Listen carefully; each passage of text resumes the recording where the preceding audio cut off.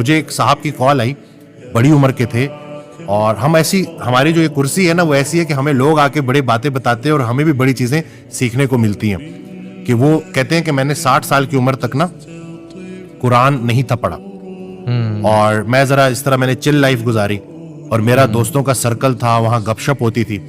تو ایک دن کیا ہوا کہ میں دوستوں میں بیٹھا ہوا اور میں نے میرا سننا بند ہو گیا اور مجھے کچھ سنائی نہیں دے رہا. تو میں اب مجھے اپنا آپ ایسے لگے کہ جیسے میری دنیا ختم ہو گئی ہے, کیونکہ وہ دوستوں کی محفل تھی, اب اس میں مجھے ان کی باتیں نہیں سنائی دے رہی اور بالکل ختم ہو گئی.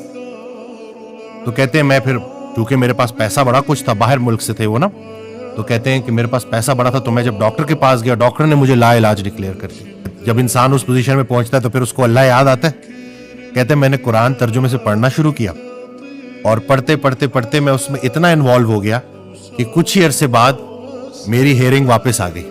مجھے جو بات اس سے سمجھ لگی نا کہ اللہ نے مجھے ایک ویک اپ کال دی تھی کہ اے میرے بندے جاگ, اور مجھے یہ احساس ہوا کہ کنٹرول تو اللہ کے پاس ہے.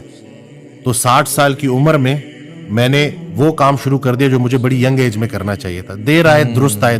تو بس انسان کو نا ذرا ذرا یہ اللہ تعالیٰ نا کھینچتا ہے, لگام جب وہ ہلکی سی کھینچتا ہے نا تو پھر انسان بلبلا اٹھتا ہے, شور مچاتا ہے, اور پھر اس کو سوائے اللہ کے اور کون سہارا دینے والا ہے. اور یہی وہ میسج ہے جو اللہ سمجھانا چاہتا ہے.